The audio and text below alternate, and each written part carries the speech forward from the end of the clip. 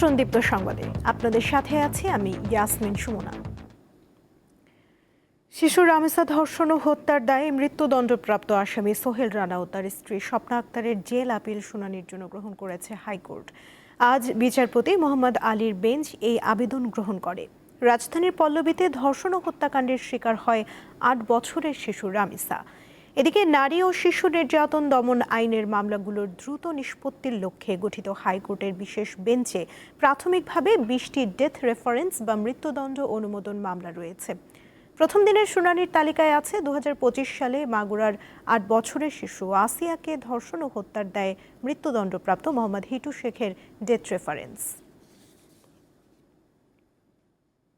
আদালত বলেছেন যে আজকেই দুপুরের মধ্যে তারা এই আদেশটি অর্থাৎ তাদের মৃত্যুদণ্ডপ্রাপ্ত দুজন ব্যক্তি সোহেল এবং স্বপ্না তাদের আপিল মঞ্জুরির যে আদেশ জেল আপিল মঞ্জুরির আদেশটি তারা সেকশনে পাঠিয়ে দেবেন এবং আমরা প্রত্যাশা করি সেটি যাওয়ার পরেই রামিসা হত্যা মামলার মৃত্যুদণ্ড রেফারেন্স শুনানির জন্য প্রস্তুতির কাজটা অনেক এগিয়ে যাবে, পেপার বুক তৈরি হয়ে যাবে। সুপ্রিম কোর্টে রয়েছেন সহকর্মী মাহিদুর রহমান, তিনি যোগ দিচ্ছেন রামিসা ধর্ষণ ও হত্যা মামলার ডেথ রেফারেন্স ও আসামিদের জেল আপিল শুনানির তথ্য নিয়ে। মাহিদুর, কবে নাগাদ ডেথ রেফারেন্স ও আসামিদের জেল আপিলের শুনানি শুরু হতে পারে জানাবেন আমাদের।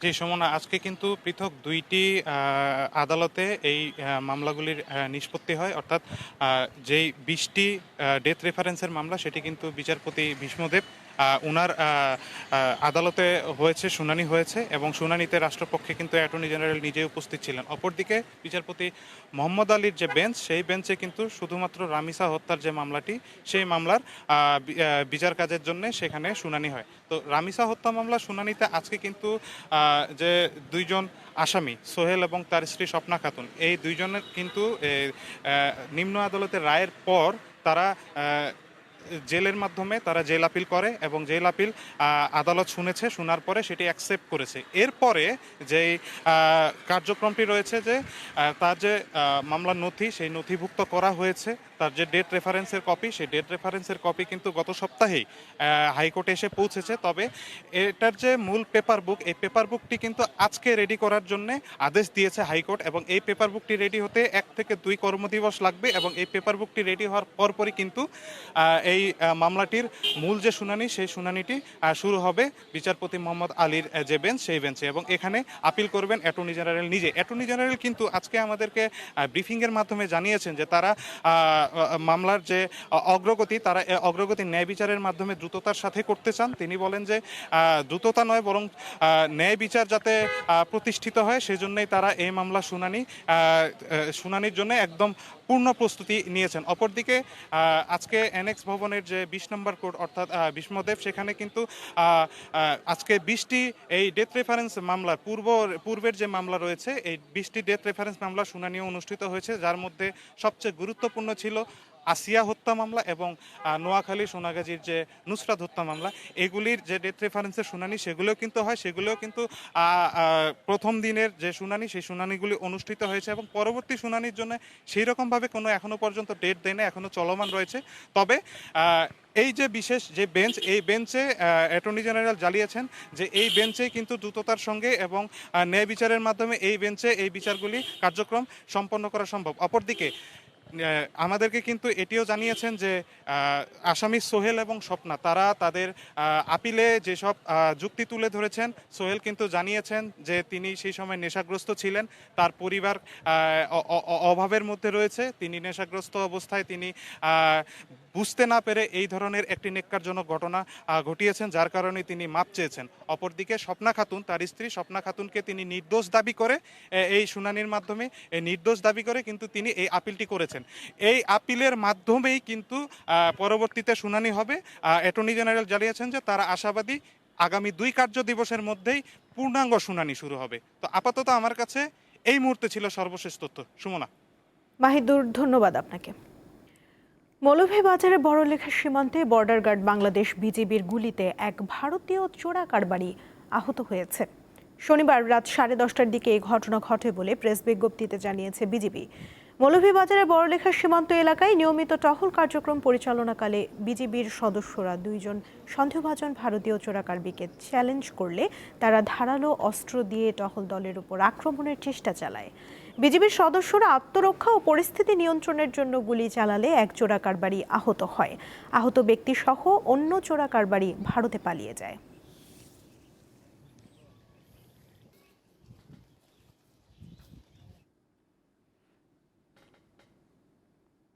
দীনেশ ত্রিবেদী ঢাকায় ভারতীয় হাইকমিশনারের দায়িত্ব নেয়ায় দুই দেশের মধ্যে সম্পর্ক নতুন মোড় নেবে। তবে এক্ষেত্রে ভারতকে বাস্তবতার নিরিখে এগিয়ে আসতে হবে, এমনটাই মনে করেন গবেষক ও রাজনৈতিক বিশ্লেষক আলতাফ পারভেজ। বাংলাদেশ স্বাধীন হবার পর এবারই প্রথম পেশাদার কোনো কূটনীতিকের বাইরে একজন রাজনীতিবিদকে ঢাকায় হাইকমিশনারের দায়িত্ব দিয়ে পাঠিয়েছে ভারত। রাজনীতির ময়দান থেকে উঠে আসা দীনেশ ত্রিবেদী এরই মধ্যে দায়িত্বও নিয়েছেন। একটা শক্তি হলে হবে না, দুজনে মিলে যা শক্তি হবে ওইটাই আসল শক্তি। 2024 সালের 5 আগস্টের পর থেকে বাংলাদেশের সবচেয়ে কাছের পড়শির সঙ্গে সম্পর্ক তিক্ত হতে শুরু করে। রাজনৈতিক পালাবদল, ক্ষমতাচ্যুত প্রধানমন্ত্রী শেখ হাসিনার ভারতে অবস্থান এবং পানির ন্যায্য হিস্যা, সীমান্ত হত্যার মতো বিষয়গুলো সংকটের মূল কারণ হিসেবেই দেখছেন এই বিশ্লেষক। আন্তঃনদীর পানির হিস্যায় বাংলাদেশ একটা নাজুক অবস্থায় আছে। তিস্তা চুক্তি হয়নি, গঙ্গা চুক্তি নবায়ন হবে কিনা, একটা সীমান্তে মানুষ মারাও যাচ্ছে, আবার পুশিনও হচ্ছে, এবং বাড়তি পুশিনের একটা বিপদ আতঙ্ক তৈরি করে আছে বাংলাদেশের দিকে, এবং বাস ট্রেন যোগাযোগ ইত্যাদিও স্বাভাবিক হয় নাই, মানে নেতিবাচক ঘটনা সব। তো ফলে বাংলাদেশ প্রত্যাশা করে যে ভারত একটা আবার স্বাভাবিক সম্পর্কের দিকে এগোবে। তার মতে পেশাদার কূটনীতিক না হলেও দীনেশ ত্রিবেদীর আগমন দুই বন্ধুপ্রতিম দেশের চলমান শীতল সম্পর্ক উন্নয়নে সহায়ক হবে। কূটনীতির চোখ দিয়ে সবসময় আন্তঃরাষ্ট্রীয় সম্পর্ক উন্নয়ন ঘটানো যায় না। কূটনীতিবিদরা তো একটা যান্ত্রিক দৃষ্টিকোণ থেকে সম্পর্কগুলো এগিয়ে নেন বা দায়িত্ব পালন করেন, কিন্তু ভারত বাংলাদেশ সম্পর্ক যেরকম অবস্থায় দাঁড়িয়েছে এবং এর ঐতিহাসিক যে প্রেক্ষাপট, এখানে একটা রাজনৈতিক প্রজ্ঞার দরকার আছে। ফলে আমি বলবো ভারতের দিক থেকে এই পদক্ষেপটা ইতিবাচক। তবে অমীমাংসিত বিষয় নিষ্পত্তিতে ভারতকে রাজনৈতিক প্রজ্ঞা দেখাতে হবে বলেও মনে করছেন এই রাজনৈতিক বিশ্লেষক। সম্পর্কটা হতে হবে পুরো দেশের সাথে এবং বাংলাদেশের যে কোনো সরকারের সাথে, বাংলাদেশের সকল দলের সাথে এবং সামগ্রিকভাবে বাংলাদেশের 17 কোটি মানুষের সাথে। ভারতের সরকার বা ভারতের কোনো একটি দল যারা ক্ষমতায় আছে, তারা যদি এখানকার শুধু একটা দলের সাথে সম্পর্কে পুরো বাজি ধরে থাকে, তাহলে বাংলাদেশ ভারত সম্পর্ক ইতিবাচক দিকে এগিয়ে নেওয়া তো কঠিন। ফলে এই দৃষ্টিভঙ্গির উপর দাঁড়িয়ে শেখ হাসিনার ভারতে অবস্থানকে বিবেচনা করতে হবে। বর্তমানে বাংলাদেশ এবং ভারতের দ্বিপাক্ষিক সম্পর্কে এক ধরনের পরিবর্তন ও পুনর্গঠনের একটি সময় চলছে। গণঅভ্যুত্থান পরবর্তী সময়ের তিক্ত সম্পর্কের বরফও হয়তো বলতে শুরু করেছে, তবে এখনও দুই দেশের মানুষের সম্পর্ক বাড়াতে ভ্রমণ ভিসা, অবাধ রেল সংযোগ সহ সীমান্ত নিরাপত্তার সংকটগুলো বড় চ্যালেঞ্জ হিসেবেই সামনে আসছে। রুবায়েত হাসান, দীপ্ত সংবাদ, ঢাকা। আবাসন খাতে বিনিয়োগ করা কালো টাকা বিনা প্রশ্নে প্রদর্শনের সুযোগ দেওয়া হয়েছে প্রস্তাবিত বাজেটে। নিয়মিত হারে কর দিয়ে আগের বিনিয়োগ করা অপ্রদর্শিত অর্থ রিটার্নে দেখানো যাবে। বিশ্লেষকরা বলছেন এতে কর বৈষম্য বাড়বে, নিরুৎসাহিত হবেন সৎ ও নিয়মিত করদাতারা। প্রতিবার বাজেট এলেই জোরে সোরে আলোচনা হয় এবার বাজেটে কালো টাকা সাদা করার সুযোগ দেওয়া হবে কি। আসলে কালো টাকা বা কি এবং এটি বাজেটে কিভাবে বিনিয়োগের সুযোগ দেওয়া হয় সে বিষয়টি আমরা জানব।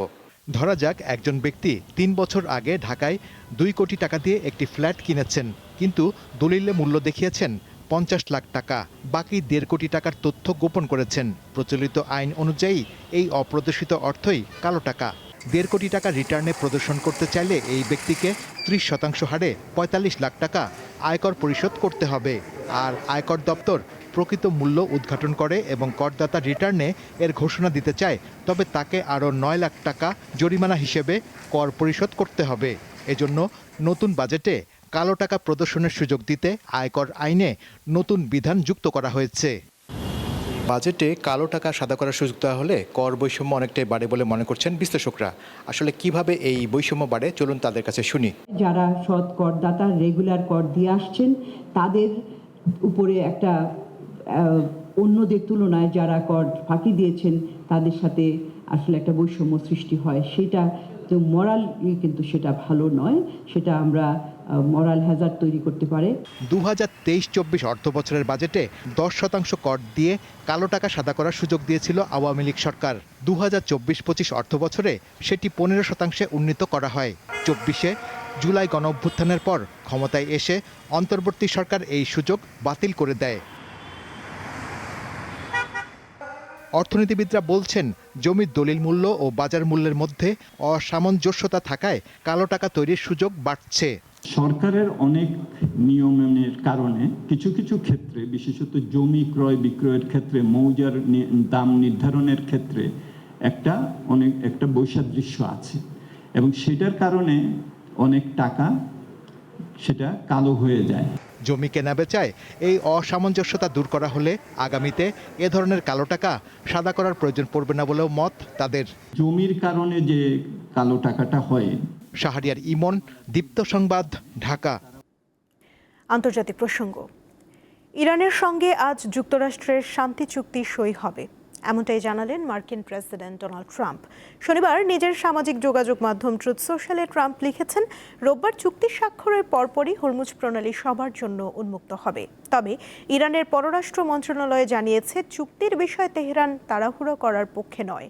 এর আগে পাকিস্তানের প্রধানমন্ত্রী শাহবাজ শরীফ সামাজিক মাধ্যম এক্সে জানিয়েছেন, শান্তি চুক্তির জন্য একটি রূপরেখা নিয়ে যুক্তরাষ্ট্র ও ইরান সম্মত হয়েছে।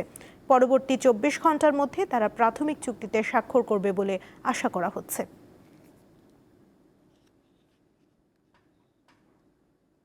ইরানের সাবেক সর্বোচ্চ নেতা আয়াতুল্লাহ আলী খামেনির প্রতি শেষ শ্রদ্ধা নিবেদন এবং তার জানাজা ও দাফনের তারিখ ঘোষণা করেছে তেহরান।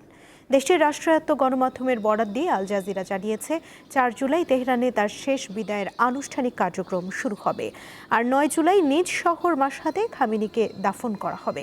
তেহরানে 4 জুলাই থেকে তার পরিবারের অন্য সদস্যদের দাফনের আনুষ্ঠানিকতা শুরু হয়ে পরবর্তী 3 দিন চলবে। আর্জেন্টিনার পতাকায় চায়ের দোকান সাজিয়েছেন গাইবান্ধার এক ব্যক্তি। তার দোকানে কোনো আর্জেন্টিনা সমর্থক চা খেলে দাম নিচ্ছেন অর্ধেক। লিওনেল মেসির দলের এই ভক্তের নাম মোহাম্মদ আলম মিয়া। ফুটবল বিশ্বকাপের উন্মাদনা যখন শহর থেকে গ্রামগঞ্জে পৌঁছেছে, তখন পিছিয়ে নেই কিন্তু এই চা দোকানি।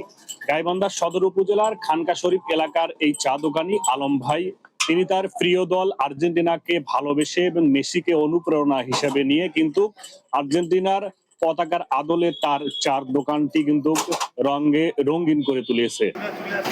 আমরা একটু শুনবো এই আর্জেন্টিনার সমর্থকের কথা। এটা আমি আপনার 82 সাল থেকে আমি আর্জেন্টিনার খুব সাপোর্ট করি এবং খুব ভক্ত। ওই জন্য আমি আমার দোকানটাকে আমি চিন্তা করলাম যে যেহেতু এর আগে কোনোদিন আমি দোকানটা সাজাই নাই, অবশ্যই এবার দোকানটা আমার সাজানো যায়, যেহেতু আমরা গতবার কাপ পাচ্ছি। হ্যাঁ, তো ওই জন্য আমি দোকানটা খুব মানে রং করে সাজাচ্ছি, আর্জেন্টিনার কালার দিয়ে পতাকা দিয়ে সাজাচ্ছি। শুধু তাই নয়, আর্জেন্টিনার যারা সমর্থক রয়েছেন তারা এখানে চা খেতে আসলে কিন্তু তাদেরকে অর্ধেক দামেই চার বিলও তিনি নিয়ে থাকেন। এই দোকানটাকে রং করার পর, খুব সৌন্দর্য আসার পর, আমি তো আর্জেন্টিনার খেলার দিন আমি চা সবাইকে অর্ধেক দামে খাওয়াই। 10 টাকা চা 5 টাকা, 3টা লাল চা 10 টাকা। আমি কথা দিছি এবং পূরণ করবো ইনশাল্লাহ। যারা আর্জেন্টিনার সাপোর্টার তাদেরকে হচ্ছে 50% ডিসকাউন্ট দিচ্ছে যে কোনো খাবারে, চা থেকে শুরু করে সবকিছুতে। খুবই ভালো লেগেছে, বিশেষ করে আমরা যারা আর্জেন্টিনার সাপোর্টার, দিতে গেলে এই কালার দেখলেই শান্তি লাগে। উনি বিশেষভাবে একটা আনন্দ দেওয়ার কারণ যে এই যে আর্জেন্টিনার বিল্ডিংটা সাজানো দেখতেছেন, দোকানটা পুরোটাই সাজাইছে, টিউবওয়েল থেকে চুলা পর্যন্ত সবই সাজাইছে। এই আমরা যখন বিশ্বকাপের খেলা দেখতে আসি, বিশেষভাবে আর্জেন্টিনার খেলা যেদিন, সেদিন আমাদের উনি ফ্রি চা খাওয়ায়। আর্জেন্টিনার ফুটবল প্রেমী এই ভক্তের ব্যতিক্রমী উদ্যোগকে সাধুবাদ জানাচ্ছেন আর্জেন্টিনার সমর্থকরা। সেই সঙ্গে ফুটবল বিশ্বকাপের আমেজ সবার মাঝে আনন্দ বয়ে নিয়ে আসুক, এমনটি প্রত্যাশা করছেন ফুটবল প্রেমীরা।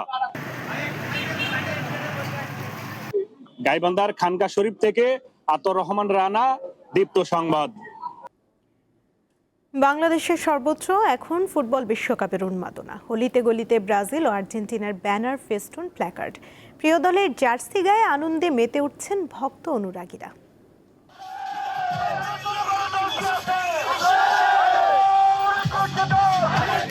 ফুটবল বিশ্বকাপের উন্মাদনা ছড়িয়ে পড়েছে পিরোজপুরে। বিভিন্ন স্থানে চোখে পড়ে পছন্দের দলের ব্যানার ও ফেস্টুন। প্রিয় খেলোয়াড়দের জার্সি গায়ে জড়াচ্ছেন কেউ কেউ। গানের তালে তালে নেচে গেয়ে উৎসবে মেতে উঠেছেন বিভিন্ন বয়সীরা।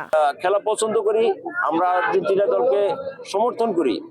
দেখতে পাচ্ছেন আমার ছেলে, সে কিন্তু আর্জেন্টিনা, আমি কিন্তু ব্রাজিল। যদি আর্জেন্টিনা কাপ পেয়ে থাকে তাহলে বোঝায় যে বাংলাদেশ কাপটা অর্জন করেছে। আমাদের সাবকন্টিনেন্টের বাইরে খেলা হচ্ছে, একটু টাইম নিয়ে সমস্যা হচ্ছে, তারপর আমরা চেষ্টা করছি সবগুলো খেলাই বড় পর্দা দেখানোর জন্য। হাতে প্রিয় দলের পতাকা, গায়ে খেলোয়াড়ের জার্সি আর স্লোগানে মুখর থাকছে নীলফামারী শহরের প্রধান সড়কগুলো। স্লোগানের পাশাপাশি আতশবাজি ফুটিয়ে আনন্দ করছেন বিশ্ব ফুটবলের ভক্তরা। রঙিন ব্যানার, প্ল্যাকার্ড ও ব্রাজিল আর্জেন্টিনার পতাকা উড়ানো হচ্ছে নেত্রকোনা শহরের অলিতে গলিতে। নিজ নিজ পছন্দের দল ও তারকাকে নিয়ে মেতে উঠেছেন ভক্তরা।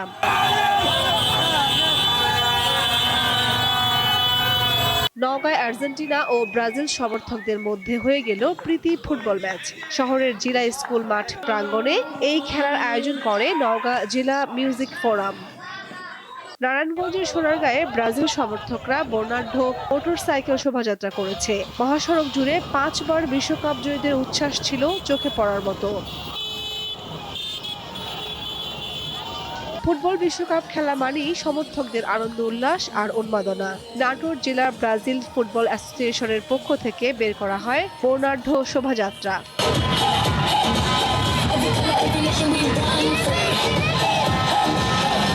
ফুটবলের বিশ্ব আসর মানেই বাড়তি আমেজ ও উন্মাদনা। এই উন্মাদনা আরও বাড়িয়ে দিতে 350 ফুট দৈর্ঘ্যের আর্জেন্টিনার পতাকা ও মেসির 20 ফুট লম্বা অবয়ব নিয়ে পটুয়াখালীতে আর্জেন্টিনার ভক্ত সমর্থকদের বিশাল শোভাযাত্রা অনুষ্ঠিত হয়েছে। বাংলাদেশের সব থেকে বড় র্যালি মনে হয় পটুয়াখালীতে হচ্ছে। আমার মনে হচ্ছে বাংলাদেশের সব থেকে বড় র্যালি পটুয়াখালী হচ্ছে। খেলাধুলা আনন্দের জায়গায় আমরা সবাই একই সাথে মিলেমিশে থাকবো। আর্জেন্টিনা দলের সাপোর্টাররা আমরা একত্রিত হয়েছি। আজকে আমরা আর্জেন্টিনা দলকে শুভকামনা জানিয়ে এখানে র্যালিতে অংশগ্রহণ করেছি। থেমে নেই বাগেরহাটের মানুষও। ট্রাক ও পিকআপ ভ্যান নিয়ে ব্রাজিল সমর্থকরা আনন্দ শোভাযাত্রা করেছেন। হার জিত থাকবে, তবে ব্রাজিলের প্রতি ভালোবাসা কখনোই কমবে না। 2026 বিশ্বকাপে আমরা মিশন হেক্সা নিয়ে আছি। আমি আশা করি ব্রাজিল আমাদের প্রত্যাশা অনুযায়ী পারফরমেন্স উপহার দেবে। ঠাকুরগাঁওয়ে আর্জেন্টিনা সমর্থকদের উদ্যোগে অনুষ্ঠিত হয়েছে বর্ণাঢ্য মোটরসাইকেল র্যালি। সমতলের পাশাপাশি পাহাড়ের বাঁকে বাঁকেও বিশ্বকাপের উন্মাদনা ছড়িয়ে পড়েছে। খাগড়াছড়িতে শোভাযাত্রা করেছেন ব্রাজিল সমর্থকরা। আর্জেন্টিনার সমর্থকরা 7 আপ 7 আপ স্লোগান দিয়েছেন। কামরুন নাহার, দীপ্ত, বার্তাকক্ষ। এই ছিল এখনকার মতো। পরবর্তী সংবাদ দুপুর 2টায় দেখার আমন্ত্রণ রইল। এছাড়া আরও তথ্য পেতে যুক্ত থাকুন দীপ্ত ডিজিটাল প্ল্যাটফর্মের সাথে। ধন্যবাদ সবাইকে।